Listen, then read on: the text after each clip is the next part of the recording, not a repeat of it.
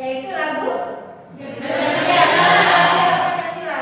Saya beri kesempatan sama Ananda Sherina untuk memimpin lagu. Silakan.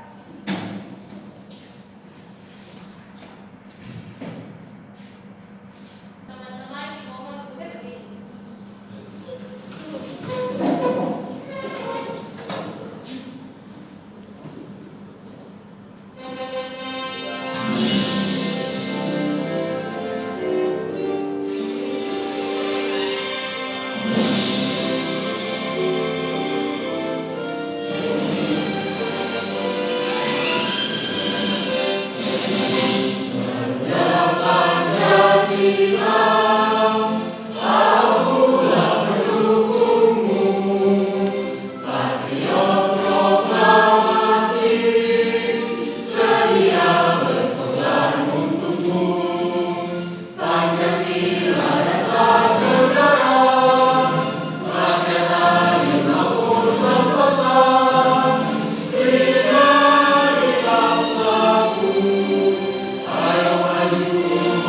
Ayo maju,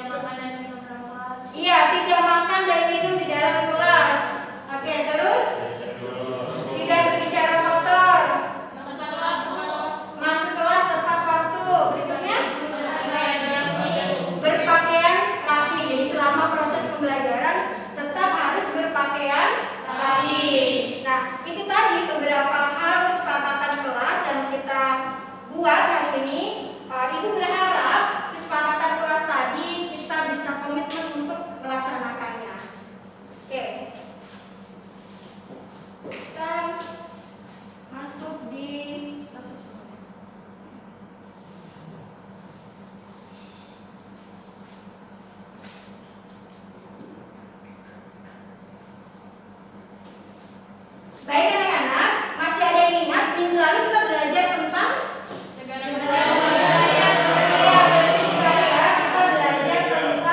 wilayah negara kesatuan Republik Indonesia. Nah, materi ini masih berkaitan dengan hari ini. Jadi hari ini yang kita pelajari adalah tentang kedudukan warga negara dan penduduk Indonesia. Oke, sebelum masuk di materi berikutnya tentang kedudukan warga negara dan penduduk di Indonesia, Ibu akan review kembali yang kita pelajari minggu lalu. Oke, negara Indonesia adalah negara kepulauan. Betul sekali. Terus minggu lalu juga kita belajar tentang batas-batas wilayah negara. Ibu mau tes dulu. Kalau di bagian utara Malaysia. Kalau bagian barat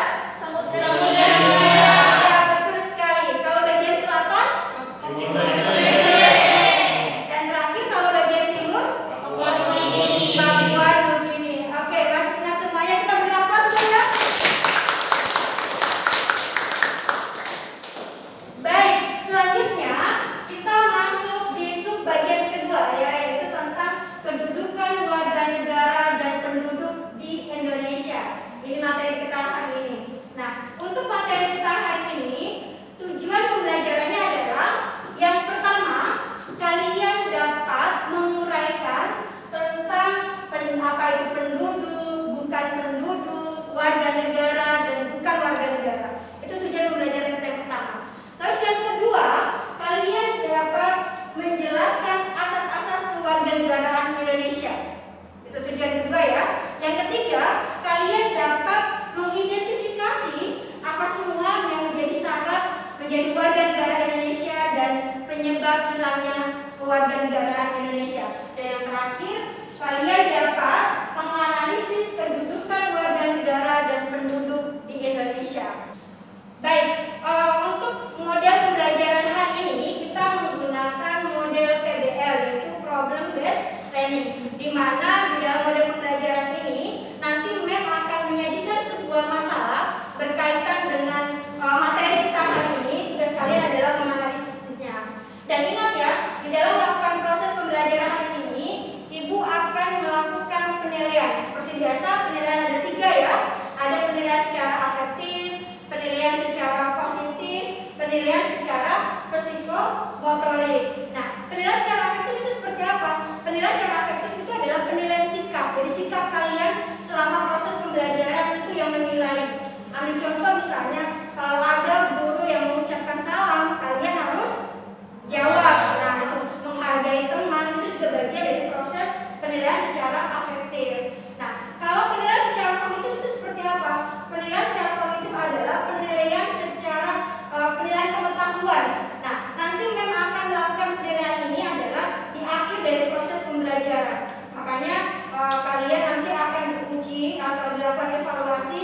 Kalian mampu memahami atau tidak materi hari ini, itu masuk kategori penilaian secara kognitif. Dan yang terakhir yaitu penilaian secara psikomotorik atau keterampilan.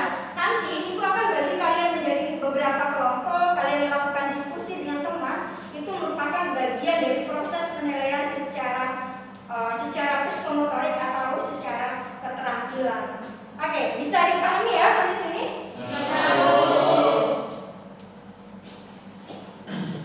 Berikutnya, seperti yang Ibu sampaikan tadi, materi kita hari ini adalah tentang kedudukan warga negara dan penduduk di Indonesia.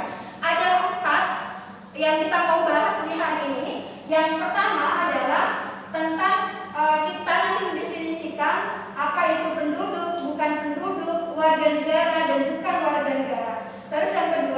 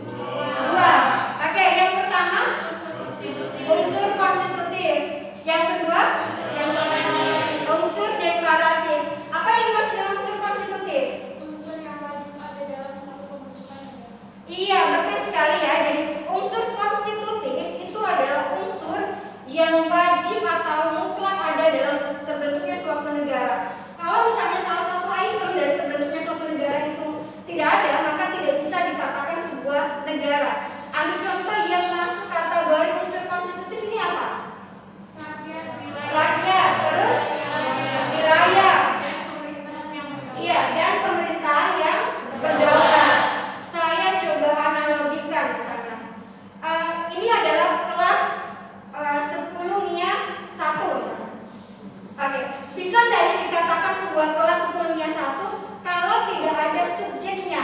Maksud saya adalah kalau tidak ada kalian sebagai murid dan ibu sebagai gurunya. Bisa nggak dikatakan sebuah kelas? Yes. Sama juga dengan sebuah negara ya. Sebuah negara tidak bisa dikatakan sebuah negara kalau tidak ada rakyat di dalamnya. Makanya tadi dikatakan unsur terbentuknya negara ada 3, ada rakyat, ada wilayah, ada pemerintahan yang berdaulat. Kalau salah satu dari item terbentuknya suatu negara itu tidak ada, maka negara tadi tidak bisa dikatakan sebuah negara. Nah, untuk materi hari ini yang kita mau bahas itu adalah di poin pertama, yaitu rakyat. Ya, kira-kira ada yang tahu tidak definisi dari rakyat? Iya, bagus ya. Orang yang tinggal dalam suatu wilayah itu disebut dengan rakyat. Oke, rakyat itu terbagi menjadi 2. Ada penduduk dan bukan penduduk. Kalau penduduk apa? Yang menetap yang lama. Iya, betul sekali ya. Dan penduduk adalah orang-orang yang tinggal dalam suatu wilayah negara dalam jangka waktu yang lama. Itu penduduk. Nah, kalau bukan penduduk adalah ya, orang-orang yang tinggal dalam suatu wilayah negara dalam jangka waktu tertentu. Biasanya deadline-nya berapa? 6 bulan. Ya, deadline-nya adalah 6 bulan. Oke, siapa yang bisa memberikan contoh yang masuk kategori bukan penduduk? Turis. Datang ke Indonesia hanya sekedar untuk jalan, atau hanya untuk shopping, atau misalnya contoh lain pertukaran pelajar ya, itu juga bagian dari contoh bukan penduduk. Nah, bukan penduduk itu terbagi lagi menjadi 2. Ada yang namanya warga negara dan bukan warga negara. Oke, kalau warga negara apa? Ya, orang yang tinggal dalam suatu wilayah negara tetapi sudah terakui secara cirinya atau yang menjadi ciri dari seseorang menjadi warga negara Indonesia ditandai dengan oke, bagus sekali ya, memiliki KTP itu. Kalau itu untuk lokal ya, misalnya untuk kita lokal. Tapi kalau untuk internasional biasanya ditandai dengan ya, ditandai dengan paspor. Nah, itu adalah definisi dari warga negara. Terus kalau bukan warga negara apa? Ya, betul sekali ya. Jadi kalau bukan warga negara itu adalah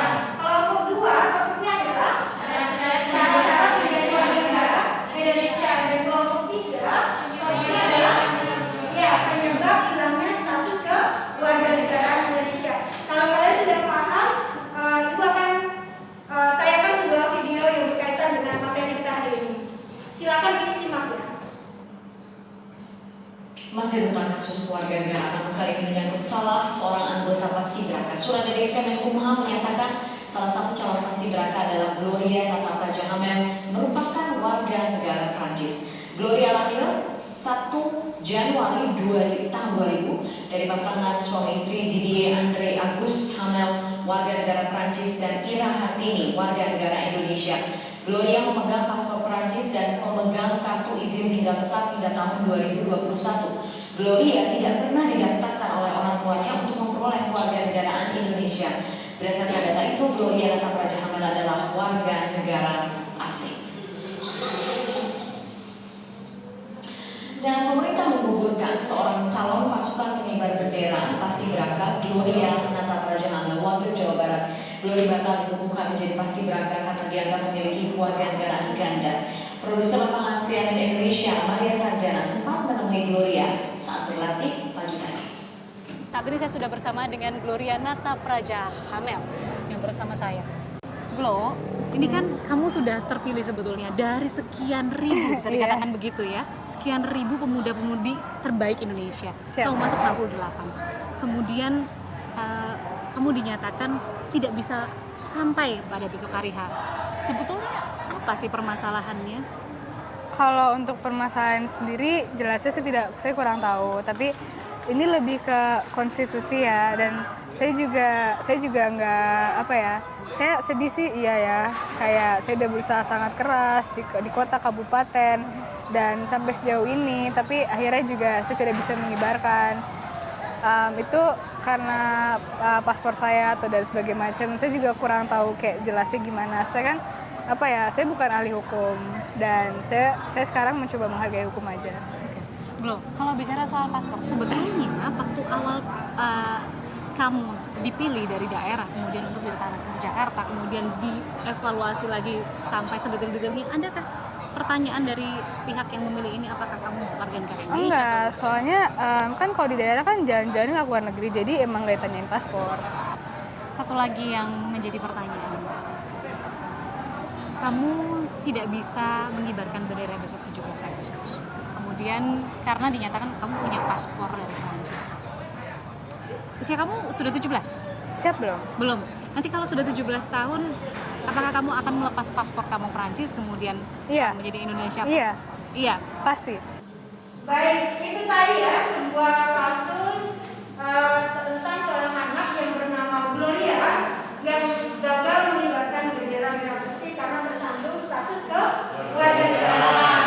Nah, video tadi silakan kalian analisis berdasarkan topik yang ada yang ibu sudah bagikan ke kalian, tentunya sesuai dengan perintah yang ada di LKPD.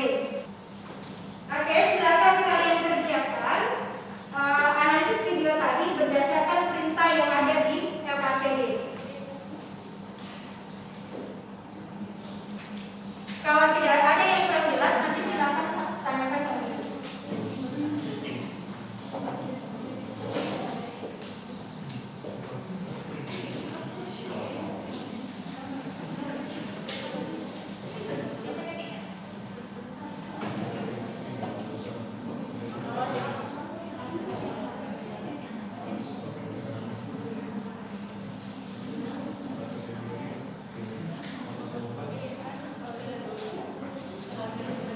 Lupa ibu sampaikan tadi, setelah kalian menganalisis sebuah video, tugas berikutnya adalah kalian akan mempresentasikan hasil yang kalian diskusikan bersama kelompok tadi di depan kelas, di depan teman kalian masing-masing, dan kelompok yang lain akan menanggapi.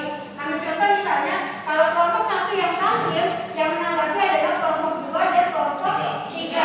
Dan berikutnya kalau kelompok 2 yang tampil, yang menanggapi adalah kelompok 1 dan kelompok 3, gitu ya. Ini habis bagaimana mengalami kendala?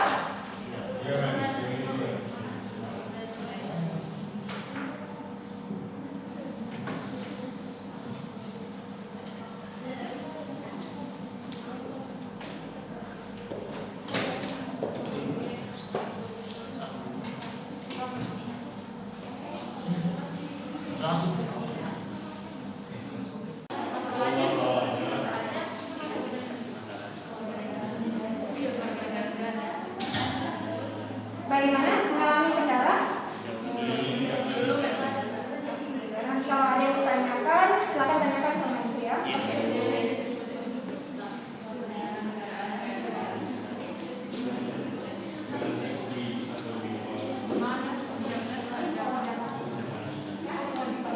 Kelompok 2, bagaimana? Ya, silakan. Akhirnya kita tadi berdasarkan cara-cara di negara Indonesia. Kita analisis video tadi di channel poin. Iya, betul. Jadi tadi kan ibu sudah menampilkan tayangan sebuah video. Nah, nanti dianalisis video tadi itu berdasarkan topik yang ada sama kalian, yang ibu sudah bagi. Tentunya di LKPD itu kan sudah ada perintahnya apa semua yang ditanyakan di dalam video tersebut. Kalian kerjakan gitu. Setelah kalian kerjakan, nanti kalau sudah selesai, nanti kalian presentasikan di depan kelompok yang lain. Gitu. Ada lagi nak? Oke, silakan dilanjutkan ya. Oke, untuk kelompok 3 sampai di mana kerjanya? Oke, lagi buat PPT. Bagus ya, berarti artinya tidak lama lagi sudah mau selesai. Ada kendala nggak?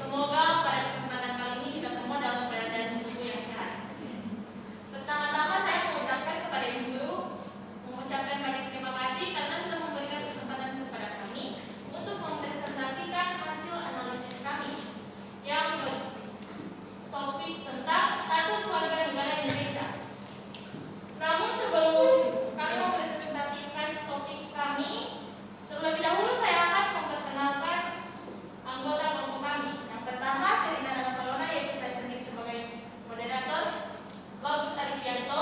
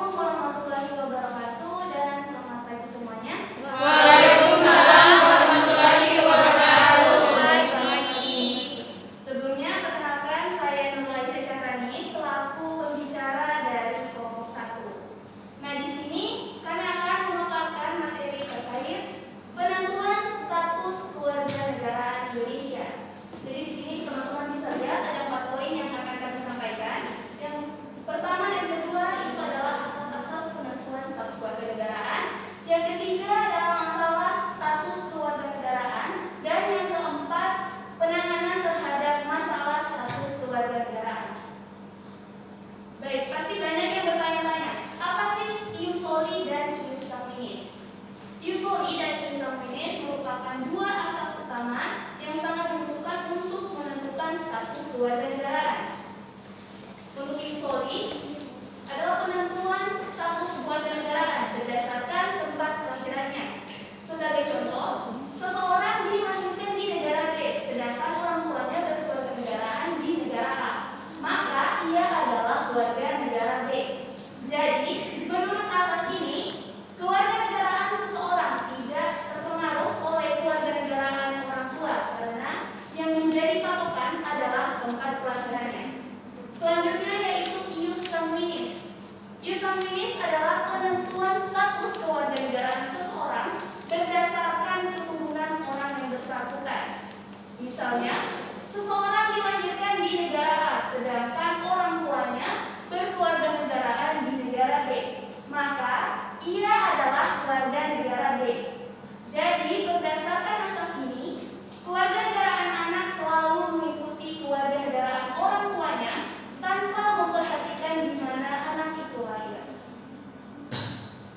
Nah, ada beberapa masalah atau kasus yang muncul terkait status kewarganegaraan. Yang pertama ada kasus seseorang yang tidak memiliki status kewarganegaraan yang disebut dengan apatride. Contohnya, seorang anak yang negara orang tuanya menganut asas ius soli lahir di negara yang menganut asas ius sanguinis. Kasus yang kedua, seseorang yang memiliki kewarganegaraan ganda atau yang disebut dengan bipatride. Contohnya, seorang anak yang orang tuanya menganut asas ius sanguinis lahir di negara yang menganut asas ius soli. Kasus yang ketiga yaitu seseorang yang memiliki lebih dari satu status kewarganegaraan atau yang disebut dengan multipatride. Contohnya orang-orang yang tinggal di perbatasan. Nah, bagaimana cara menangani masalah terkait status kewarganegaraan? Ada dua cara. Yang pertama itu menempuh jalur hukum atau yang disebut dengan sel-sel pasif. Yang kedua, tidak perlu melakukan tindakan hukum atau yang disebut dengan sel-sel aktif. Nah, berdasarkan video yang kami amati tadi, penyebab terhambat atau gugurnya calon paskibraka yang bernama Gloria Natapraja Hamel tidak dapat mengibarkan bendera pusaka, mengingat bahwa ayah dari Gloria yaitu Lydia Hamel memiliki kewarganegaraan Prancis dan sang ibu Ira Natapraja adalah seorang warga negara Indonesia. Seperti yang kita tahu bahwa negara Prancis adalah negara yang menganut asas ius sanguinis, yaitu asas yang menentukan kewarganegaraan seseorang berdasarkan keturunan. Dan Indonesia sendiri merupakan negara yang menganut asas ius sanguinis dan ius soli, namun secara terbatas, sehingga mampu menjadikan saudari Gloria memiliki dua kewarganegaraan. Hal ini juga diperkuat dengan adanya pasal 4 huruf D Undang-Undang Nomor 12 Tahun 2006 yang menyatakan warga negara Indonesia ialah anak yang lahir dari pernikahan yang sah dari seorang ayah warga negara asing dan ibu warga negara Indonesia. Selain itu, mengapa kami dapat menyimpulkan bahwa saudari Gloria memiliki dua kewarganegaraan? Karena adanya pasal 21 Undang-Undang Nomor 12 Tahun 2006 yang mampu memperkuat kesimpulan tersebut. Sekian dari saya. Terima kasih. Saya kembalikan kepada Anda. Saya ucapkan terima kasih kepada seluruh ahli ini. Baiklah, kita akan masuk kepada sesi tanya jawab. Untuk sesi ini aturannya satu kelompok hanya boleh memberikan satu pertanyaan dan satu sanggahan. Untuk teman-teman yang ingin bertanya, saya persilakan. Ya, untuk kelompok 2 saya silakan. Baik, terima kasih moderator. Assalamualaikum warahmatullahi wabarakatuh dan selamat pagi. Waalaikumsalam. Sebelumnya, perkenalkan nama saya Safia, perwakilan dari kelompok 2. Saya ingin bertanya. Setahu saya bahwa negara Indonesia itu tidak mengakui adanya kewarganegaraan ganda. Apakah benar? Dan apakah ada peraturan yang menjelaskan sanksi yang akan diberikan jika seorang WNI diketahui memiliki kewarganegaraan ganda? Terima kasih.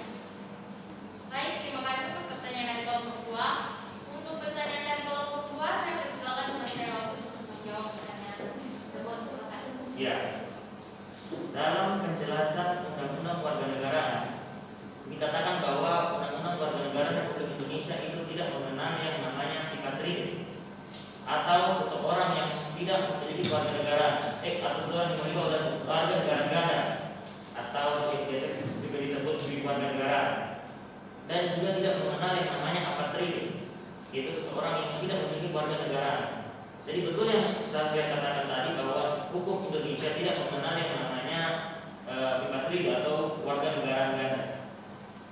Apabila seorang WNI diketahui memiliki warga negara ganda, maka dia harus melepaskan salah satu warga negaraan yang dia miliki.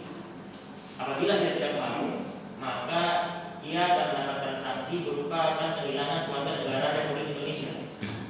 Dan itu sudah ada dasar konstitusinya, yaitu pada pasal 23 Undang-Undang Kewarganegaraan yang dikatakan warga negara Indonesia akan kehilangan warga negaraannya jika yang bersangkutan itu satu, menerima warga negara lain atas kemauannya sendiri, dua, tidak menolak atau tidak mau melepaskan warga negara lain, sedangkan yang bersangkutan itu memiliki kesempatan untuk melakukannya. Saya kira itu. Baik, terima kasih. Untuk kelompok kedua, apakah jawaban dari kami sudah bisa diterima atau masih ada yang ingin disangka? Maaf, sebelumnya kami mau menyangka sedikit. Kelompok satu itu sudah bagus jawabannya, tetapi ada yang membuat kami bingung. Kenapa anak berusia 18 tahun? Apa itu namanya? Mengapa anak di bawah umur 18 tahun bisa memiliki kewarganegaraan ganda? Baik, terima kasih atas sanggahannya. Untuk sanggahan itu saya persilakan kembali teman saya Bagus untuk menjawab. Ya, karena apa yang dinamakan asas warga negara ganda terbatas. Apa itu asas warga negara ganda terbatas? Yaitu asas yang menentukan warga negara bagi anak-anak, yang dimana ketentuannya sudah diatur dalam Undang-Undang Nomor 12 Tahun 2006 tentang warga negara Republik Indonesia. Dan itu sudah ada kategorinya. Contohnya ialah seorang anak yang lahir dari hasil perkawinan campuran, seperti seorang ayahnya seorang BNA, ibunya seorang BNI, ataupun sebaliknya. Ya, anak dalam kategori ini diberikan ruang hukum atau kesempatan untuk memiliki dua keluarga negara ganda secara bersamaan.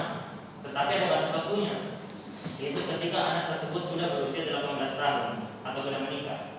Ya, pembatasan ini diatur juga dalam pasal 6 Undang-Undang Nomor 12 Tahun 2006 yang mengamanatkan kepada anak-anak yang sudah berumur 18 tahun atau sudah menikah itu harus menyatakan memilih warga negaraannya. Ya, dan itu sudah diberikan batas waktu atau jangka waktunya, yaitu anak tersebut diberikan jangka waktu untuk memilih salah satu warga negaranya, jangka waktunya selama 3 tahun, atau ketika anak tersebut sudah berusia 21 tahun. Hal ini merupakan implementasi atas penerapan dari asas warga negara ganda terbatas sebagai pengecualian dari isi dalam Undang-Undang Nomor 12 Tahun 2006 yang bersifat terbatas. Saya kira memberikan penjelasan. Baik, terima kasih. Bagaimana dengan kelompok dua? Apakah sudah bisa diterima jawaban dari kami? Baik, terima kasih kelompok satu, jawaban sudah kami.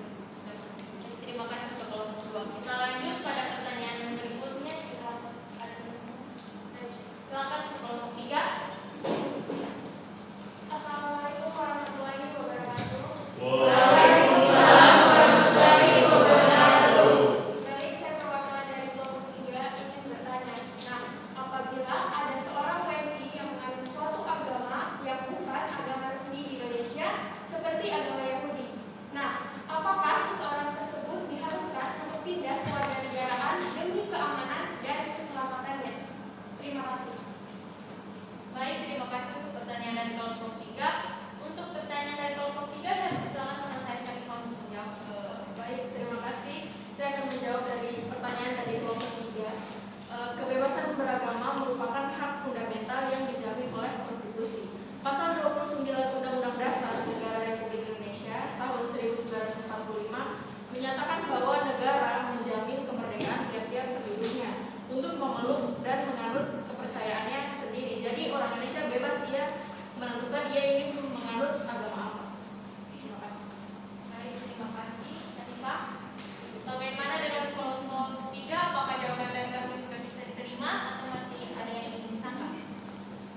Baik, jawaban dari kelompok 3 sudah bagus, akan tetapi mayoritas masyarakat di Indonesia masih belum bisa menerima agama seperti itu. Nah, lalu bagaimana tanggapan kalian mengenai hal tersebut? Sekian, terima kasih. Terima kasih untuk sanggahannya. Untuk sanggahan tersebut saya silakan kepada saya Pak Agus. Ya, jadi gini, kita ini tidak boleh apa-apa langsung mengatakan salah, apa-apa langsung mengatakan itu sesat. Karena hal-hal seperti ini yang bisa membuat kita terpecah belah. Dan hal-hal seperti itu sudah ada dibahas dalam pasal 28E ayat 1 dan 2 yang mengatakan bahwa setiap orang bebas memeluk agama dan beribadah menurut ajaran agamanya masing-masing. Dan setiap orang itu berhak atas keyakinan dan menyatakan pikiran dan sesuai dengan hati nuraninya. Ya, jadi saya rasa biarkan saja lah dia mau memeluk agama apa, kan itu hak dia. Terus dan juga saya rasa tidak perlu harus sampai berpindah kewarganegaraan karena demi keamanan dan keselamatan nyawa seseorang. Dan juga kita ini jangan terlalu ekstrim lah, jangan terlalu jadi pemarah. Karena kita ingin hidup bersama, sama-sama ingin baik, sama-sama ingin beribadah kepada Tuhannya dengan baik dan menjalankan segala ajaran-ajarannya dengan baik. Ya, terus karena saya yakin agama itu sebenarnya adalah membawa damai. Adalah salah kalau kita beragama tetapi hidup kita tidak damai. Salah, benar-benar salah. Karena orang yang beragama itu orangnya murah senyum, disenangi orang lain dan suka menyenangi orang lain. Saya kira itu sanggahan dari saya. Assalamualaikum warahmatullahi wabarakatuh. Terima kasih untuk sanggahannya. Bagaimana kalau kedua, apakah jawaban kami sudah bisa diterima? Baik, jawaban dari kelompok 1 sudah bagus dan bisa diterima. Baik, terima kasih. Jika tidak ada lagi yang ingin bertanya, saya mewakili teman-teman dari kelompok 1 mengucapkan banyak terima kasih dan wassalamualaikum warahmatullahi wabarakatuh. Selamat pagi. Waalaikumsalam warahmatullahi wabarakatuh.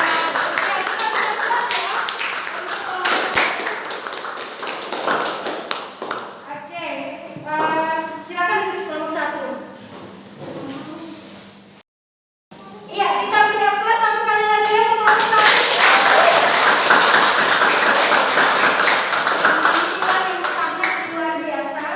Tadi dari beberapa pernyataan yang sudah disampaikan kelompok 1 sangat-sangat bagus ya. Nanti kita akan review nanti di akhir setelah kelompok 2 dan kelompok 3.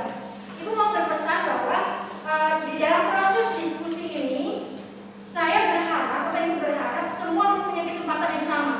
Jadi bukan hanya anak-anak tertentu saja yang mengajukan pertanyaan, tapi semuanya bebas ya untuk mengajukan pertanyaan. Kenapa? Karena semuanya punya kesempatan yang sama. Jadi tidak usah kalian merasa takut gitu, karena jangan-jangan nanti salah gitu. Tidak perlu. Kenapa? Yang ibu mau lihat di sini adalah bukan masalah benarnya atau salahnya kalian, tapi paling tidak kalian mempunyai keberanian untuk mengungkapkan pendapat. Itu yang kita apresiasi di bagian situ. Jadi untuk kelompok 2 saya berharap atau ibu berharap lebih bersemangat lagi. Oke? Oke, berikutnya saya berikan kesempatan untuk kelompok 2 mempresentasikan hasil diskusinya. Silakan kelompok 2. Ya, kita beri semangat untuk kelompok 2.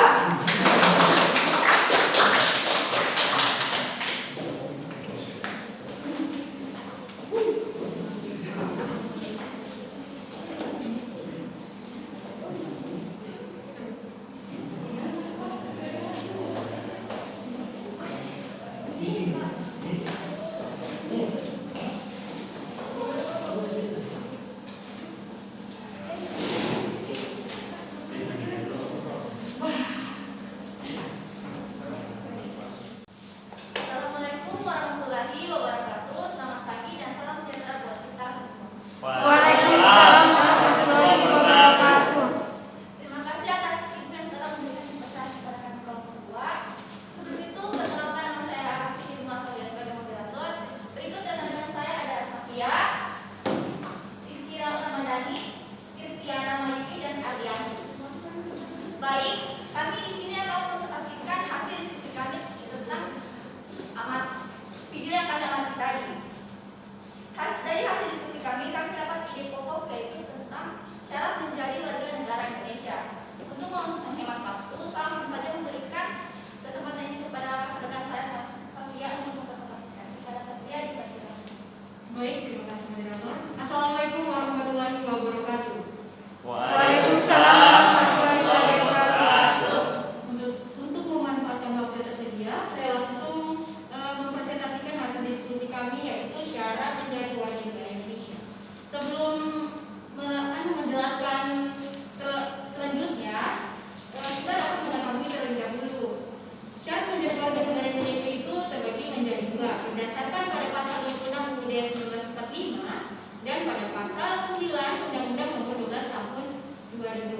Baik, yang pertama saya menjelaskan pasal 26 Undang-Undang Negara Republik Indonesia tahun 1945 yang terdiri dari 3 poin. Yang pertama, yang menjadi warga negara ialah orang-orang bangsa Indonesia asli dan orang-orang bangsa lain yang disangka dengan undang-undang sebagai warga negara. Yang kedua, penduduk ialah warga negara Indonesia dan orang asing yang bertempat tinggal di Indonesia. Dan yang ketiga itu hal-hal mengenai warga negara dan penduduk diatur dengan undang-undang. Berikutnya saya akan menjelaskan menurut Undang-Undang Nomor 12 Tahun 2006 yang terdiri dari 8 poin. Yang pertama itu dia telah berusia 18 tahun atau sudah kawin. Yang kedua, pada waktu mengajukan permohonan sudah bertempat tinggal di wilayah negara Republik Indonesia paling singkat 5 tahun berturut-turut dan 10 tahun tidak berturut-turut. Yang ketiga itu dia harus sehat jasmani dan rohani.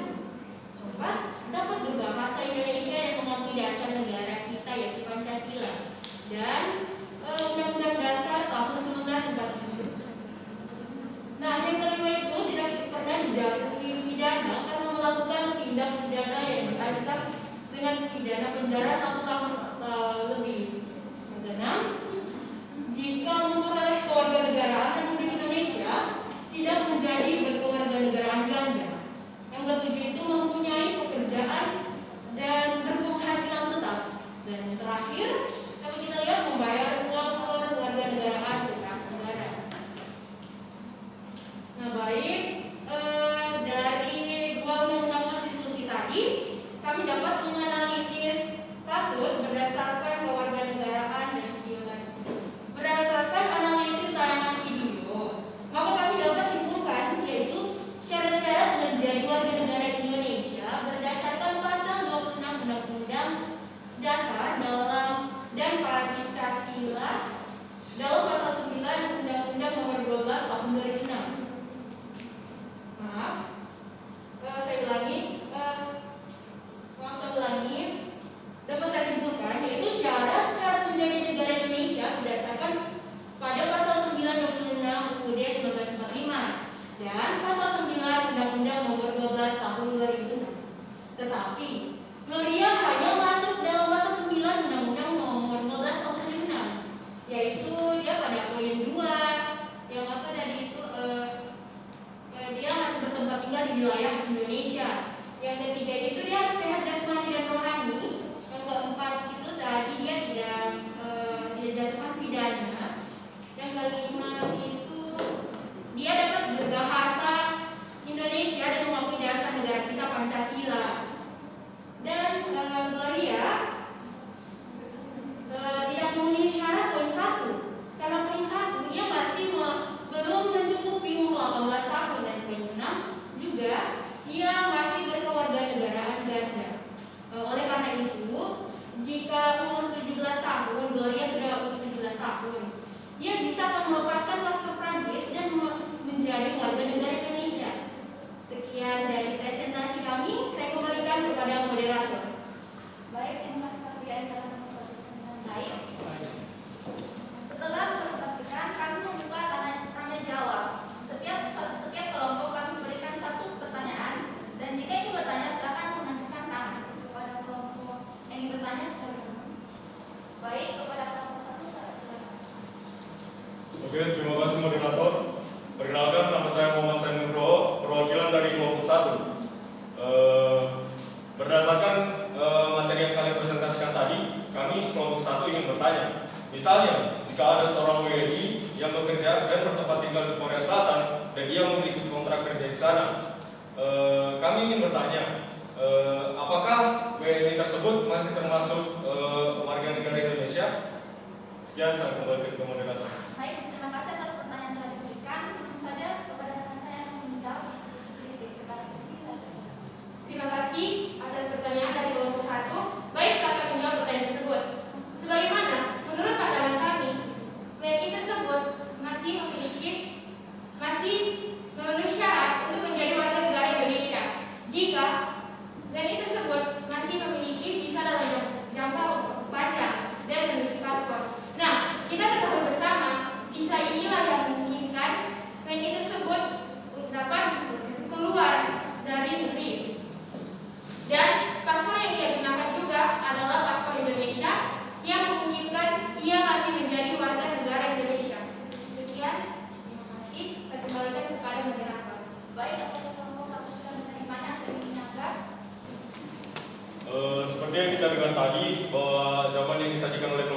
sudah bagus, tapi saya ingin menyanggahnya.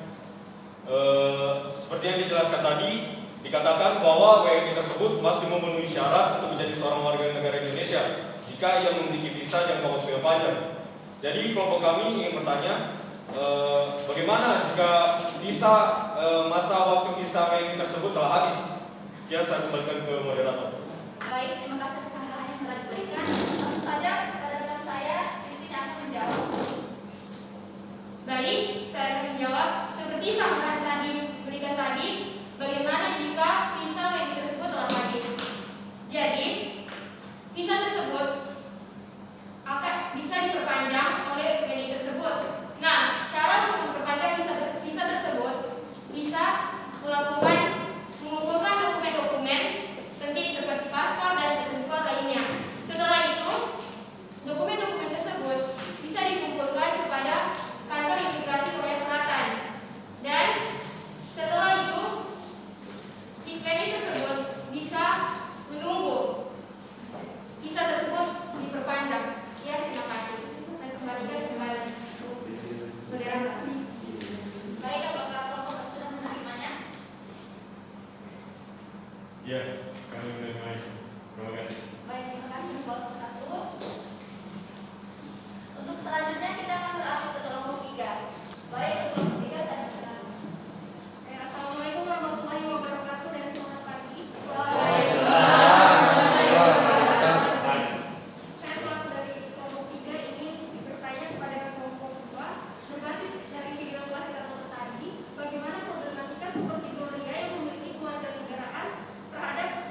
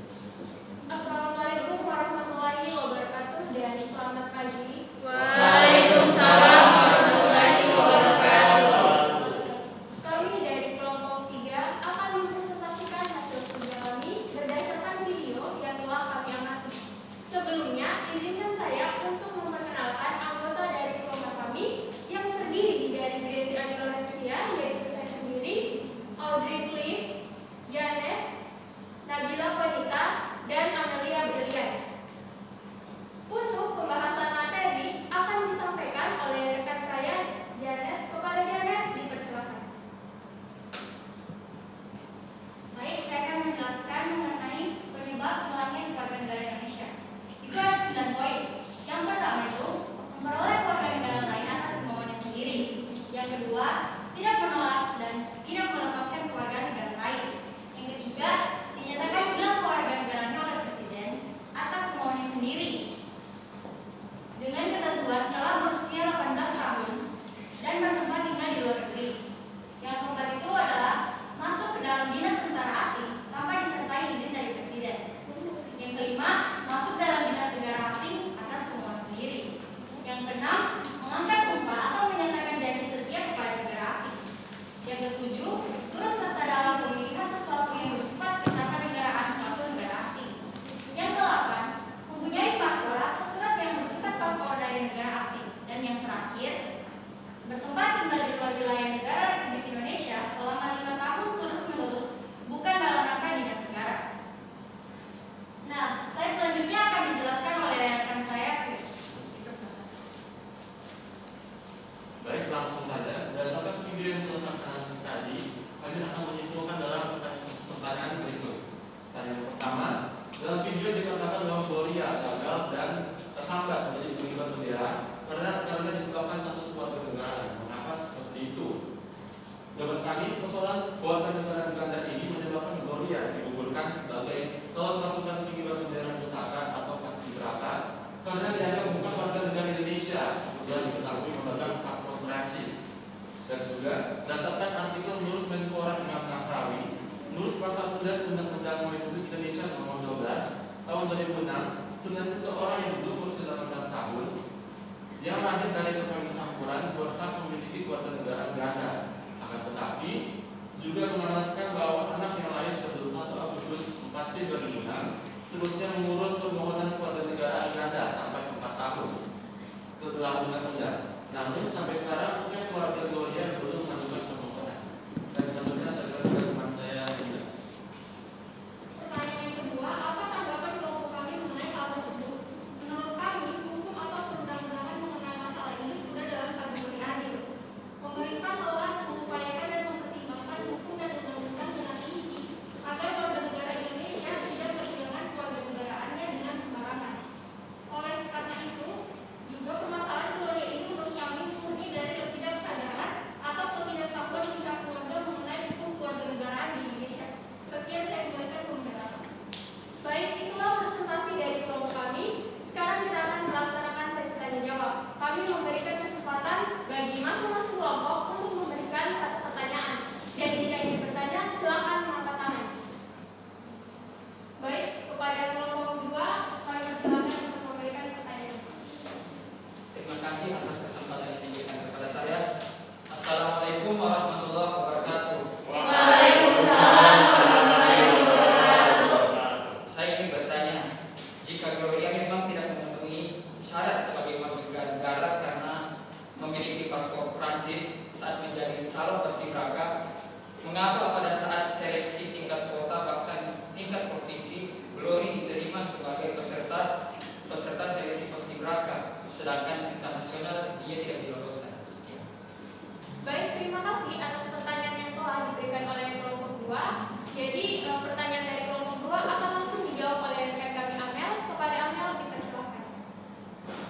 Baiklah, saya akan menjawab pertanyaan dari kelompok kedua bahwa berdasarkan video tadi dijelaskan bahwa di tingkat kota dan juga provinsi belum ada persyaratan sehingga Gloria dapat diloloskan.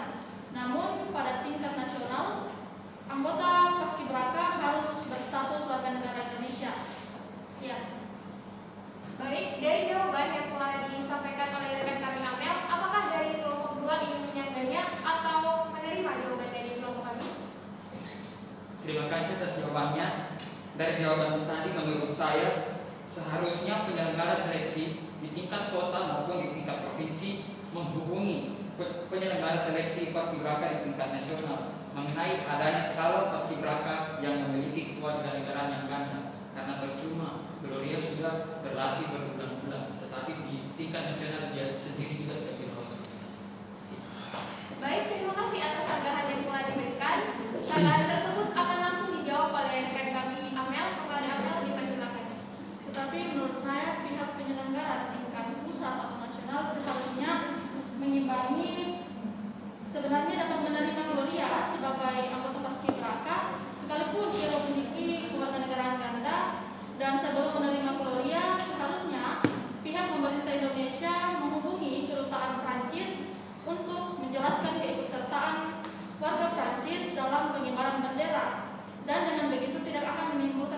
ketakutan karena kita ketahui bersama bahwa Gloria sendiri sudah mendekati, umurnya sudah mendekati syarat menjadi warga negara Indonesia jika nanti ia mengusulkannya.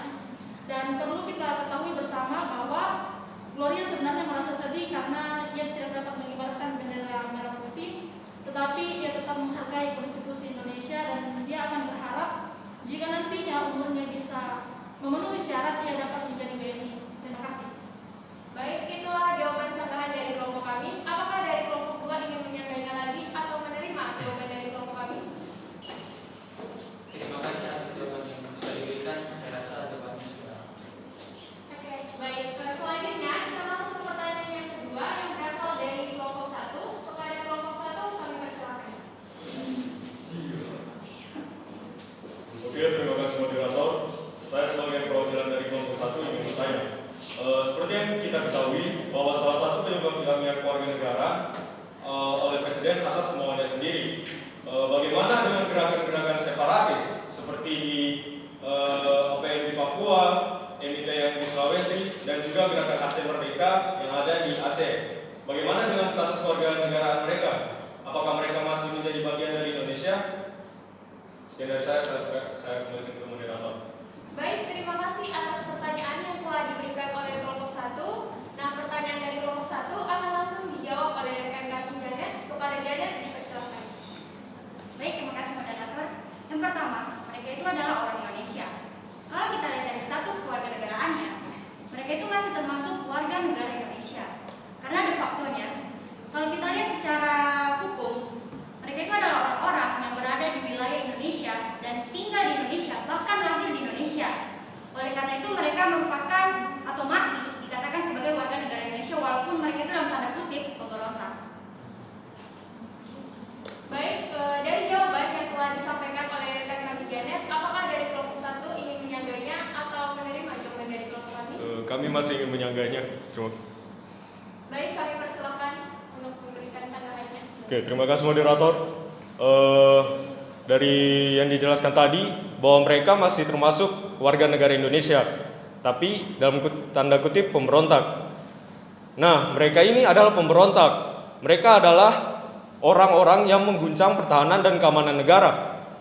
Dan itu sudah menyimpang dari kewajiban, hak dan kewajiban mereka sebagai warga negara. Apakah masih bisa dikatakan mereka itu bagian dari Indonesia? Sekian, saya kembalikan ke moderator. Baik, terima kasih atas sanggahannya. Jadi sanggahan dari kelompok 1 akan langsung dijawab oleh rekan kami Janet. Kepada Janet, dipersilakan. Baik, saya akan menjawab sanggahan dari kelompok 1. Yang pertama itu, maka dari di sini itu peran pemerintah itu sangat dibutuhkan. Kenapa? Karena pemerintah dapat menyelesaikannya dengan 2 cara, yaitu secara persuasif maupun secara kekerasan. Nah, tetapi pemerintah itu pertama diharapkan hadir untuk meredam suasana agar tidak menimbulkan sesuatu yang bersifat kekerasan.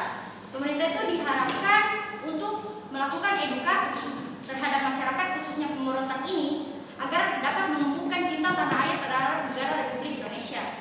Nah, maka dari itu sehingga kekerasan itu tidak diperlukan karena kalau kita menggunakan kekerasan itu pasti akan memakan banyak korban, bahkan biaya itu pun terpakai banyak juga. Oleh karena itu semoga kekerasan itu menjadi alternatif akhir untuk menyelesaikan masalah ini. Sekian dari saya kembalikan kepada moderator. Baik, dari jawaban yang telah disampaikan oleh rekan kami Janet, apakah dari kelompok 1 ingin menyantainya atau menerima jawaban dari kelompok kami? Baik, terima kasih atas jawaban yang kalian sajikan. Kami kelompok 1 merasa puas dengan jawaban ini. Baik, terima kasih. Nah, untuk pembahasan materi dari kelompok kami rasa sudah cukup. Kami akhiri presentasi dari kelompok kami. Mohon maaf apabila ada kekurangan dalam penyampaian materi kami. Kami akhiri. Wassalamualaikum warahmatullahi wabarakatuh dan selamat pagi.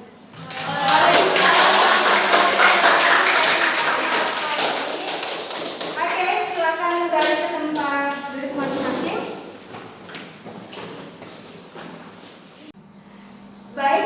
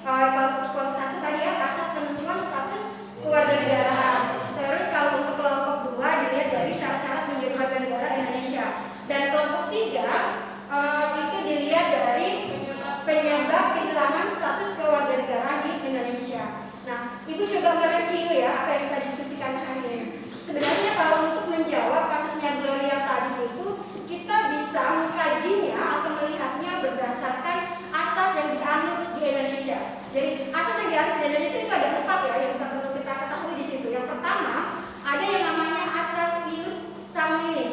Itu dianut di Indonesia. Apa itu asas ius sanguinis?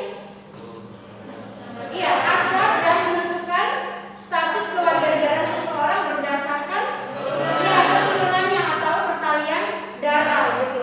Terus yang kedua di Indonesia itu menganut asas ius soli. Tapi ius soli di sini adalah asas ius soli yang terbatas.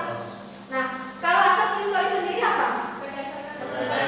Iya, berdasarkan tempat di mana seseorang tadi dilahirkan. Cuma dia ini terbatas. Nah, maksudnya terbatas di sini seperti apa? Terbatas adalah ada umur tertentu sebagaimana yang diatur dalam undang-undang seperti yang hasil perkawinan dan campuran ya antara orang WNI dengan orang luar seperti juga kasusnya Gloria tadi. Jadi patokannya ada di situ. Terus yang ketiga di Indonesia juga mengenal atau ada asas kewarganegaraan tunggal. Maksudnya apa? Di Indonesia itu hanya mengenal satu kewarganegaraan. Jadi tidak diperkenankan atau tidak diperbolehkan seseorang itu memiliki double atau 2 status kewarganegaraan. Jadi cukup 1. Ambil contoh kayak macam Gloria tadi. Kalau Gloria itu sudah umur 18 tahun ketika dia menentukan sebuah pilihan mau status kewarganegaraan apa, maka dia harus tentukan, tidak boleh diambil dua-duanya. Dia ambil Prancis, dia kewarganegaraan Prancis, dia ambil juga kewarganegaraan Indonesia. Tidak boleh seperti itu. Harus dipilih salah satu karena di Indonesia cukup diakui adalah status kewarganegaraan tunggal gitu. Dan yang terakhir, yang keempat adalah ada yang namanya status kewarganegaraan ganda. Tapi di sini adalah ganda terbatas. Kalau ganda kan memiliki 2 status kewarganegaraan, cuma di sini terbatas. Nah, terbatasnya di mana? Terbatasnya adalah pada umur tertentu. Misalnya tadi anak yang lahir dari percampuran ya, pernikahan percampuran, maka sebelum umur 18 tahun ke atas dia memiliki kewarganegaraan ganda. Tetapi ketika dia sudah dewasa umur 18 tahun, maka inilah disinilah seseorang tadi harus sudah menentukan pilihan mau status kewarganegaraan apa. Nah, ini semua yang mendasari kenapa seseorang itu harus memiliki status kewarganegaraan. Jadi untuk kasusnya Gloria tadi itu seperti itu ya. Jadi melihatnya adalah apa yang sebenarnya dianut di Indonesia, patokannya atau acuannya untuk menjawab pertanyaan semua tadi itu bisa dilihat dari situ. Oke, bisa dipahami nak? Bisa. Oke, kalau bisa sebelum menutup proses pembelajaran hari ini, silakan kalian atur posisi semula lagi. Di letter U ya, kayak tadi waktu kita melakukan proses pembelajaran awal.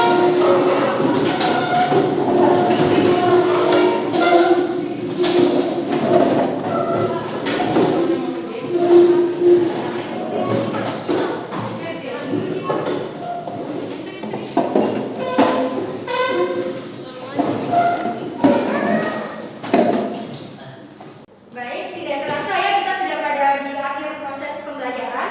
Sebelum mengakhiri proses pembelajaran seperti biasa kita melakukan kesimpulan dulu pembelajaran kita hari ini. Oke, saya berikan kesempatan kepada Syahani untuk menyimpulkan kira-kira apa ya yang kita bisa dapatkan dari proses pembelajaran hari ini. Silakan berdiri. Jadi kesimpulan yang kami dapatkan hari ini, dalam penentuan status kewarganegaraan ada 2 asas yang dianggap sebagai asas utama, yaitu asas ius soli dan asas ius sanguinis. Ius soli adalah penentuan status kewarganegaraan seseorang berdasarkan tempat kelahirannya, sementara ius sanguinis adalah penentuan status kewarganegaraan seseorang berdasarkan keturunan atau kewarganegaraan orang tua. Iya, bagus sekali kita.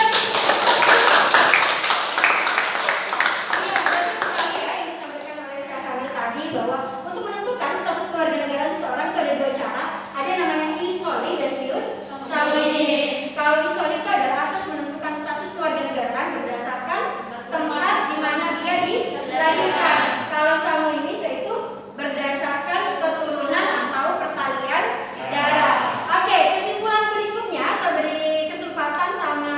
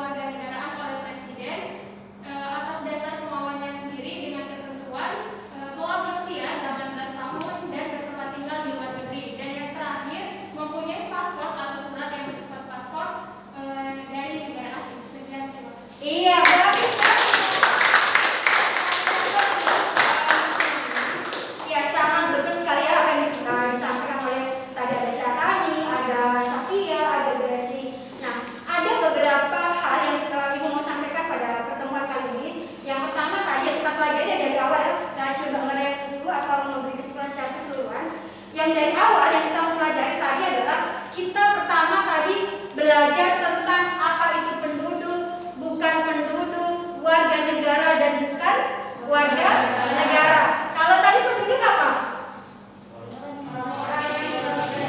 Iya, orang-orang yang tinggal dalam suatu wilayah negara dalam jangka waktu yang lama, itu penduduk. Kalau bukan penduduk?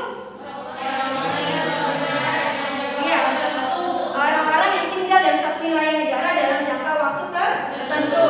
Terus kita pelajari jika tadi ada warga negara dan bukan warga negara. Kalau warga negara tadi orang-orang yang tinggal ya di suatu wilayah negara ya sudah diakui secara hukum. Kalau bukan warga negara ya yang belum diakui secara hukum. Contohnya tadi Inggris ya, dari berbagai negara itu masuk. Terus ada beberapa istilah ya yang kita pelajari dalam proses pembelajaran hari ini. Ada tadi kita mengenal istilah, ada ius soli, ada ius sanguinis. Kita sudah tahu ya tadi itu. Terus yang kita pelajari tadi ada yang namanya apa? Ada apatride. Sama masih ingat apatride? Iya, betul sekali ya. Orang yang tidak memiliki status kewarganegaraan. Terus tadi ada istilah satu lagi, apatride. Oke, apatride. Kalau apatride apa? Ya, orang yang memiliki kewarganegaraan ganda. Contohnya tadi seperti kasus yang kita bahas ya, yaitu tentang Gloria. Terus ada yang namanya multipatride. Adalah ya, lebih dari dua. Itu kan multi ya, berarti banyak, artinya lebih dari dua. Terus istilah berikutnya lagi yang kita bisa pelajari hari ini, ada yang namanya sel-sel aktif. Apa tadi sel-sel aktif? Iya, menentukan status kewarganegaraan. Ada upaya hukum ya yang ditempuh untuk menentukan status kewarganegaraan. Itu namanya sel-sel aktif. Oke, yang terakhir ada yang namanya kebalikannya ya, sel-sel pasif. Kalau pasif apa? Iya, tidak perlu mengupayakan hukum untuk memperoleh status kewarganegaraan. Seperti kayak kita ini, karena dari dulu memang kita merupakan bagian dari warga negara Indonesia, maka tidak perlu kita mengupayakan hukum untuk memperoleh status kewarganegaraan. Baik ya, itu adalah kesimpulan dari pembelajaran kita hari ini. Berikutnya, untuk mengetahui, ya seperti yang Ibu sampaikan dari awal, saya akan melakukan penilaian secara kognitif, yaitu di awal tadi saya sampaikan kita akan melakukan evaluasi sebagai bentuk apakah kalian sudah memahami dengan baik atau tidak materi pada hari ini. Itu terlihat dari hasil evaluasi kalian. Nah, untuk evaluasi hari ini, Ibu akan melakukannya secara berkelompok, gitu ya, secara berkelompok. Mekanismenya adalah nanti saya akan bagi kalian soal kelompok 1, kelompok 2 dan kelompok 3. Setelah itu kalian mengerjakannya di sticky note yang Ibu sudah bagi ya. Silakan nanti kalian kerjakan di situ. Setelah kalian kerjakan, nanti ditempel di papan tulis. Itu mekanismenya. Bisa dipahami? Kalau bisa Ibu kasih dulu ini.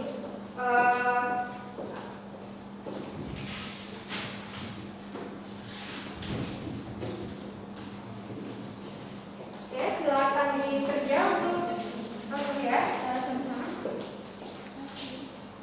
Bagus sekali ya papannya.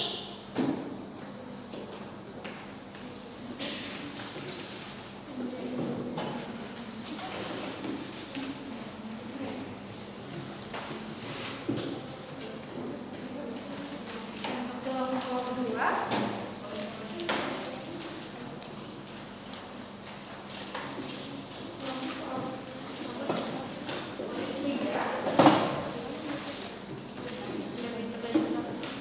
Oke, nah Ibu beri waktu berapa? 5 menit ya dari sekarang. Silakan kalian kerjakan. Ya, pertanyaannya itu ada sudah pertanyaannya. Ada yang sulit dipahami pertanyaannya? Soli adalah status kewarganegaraan. Jangan keras-keras nanti didengar kelompok lain. Kalau sudah langsung ditempel ya di karton yang sudah disediakan. Kelompok 2, bagaimana nak? Ada yang sulit dipahami soalnya? Ya, alhamdulillah telah ya.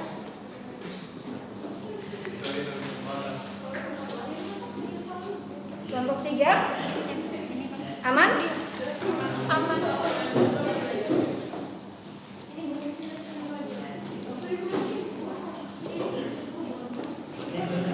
Ingat waktunya 5 menit ya. Jadi gunakan waktu sebaik-baiknya.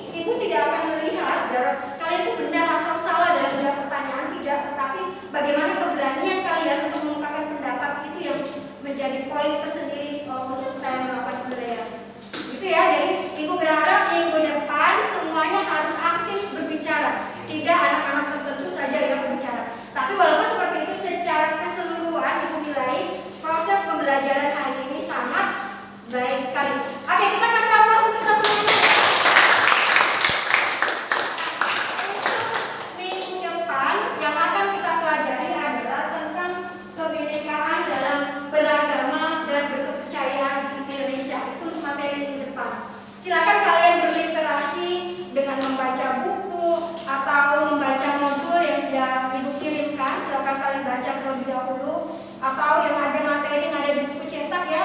Boleh juga kalian akses di internet, masih banyak juga materi di sana. Kalian berliterasi memang supaya apa? Supaya proses pembelajaran kita minggu depan berjalan secara baik gitu ya. Oke.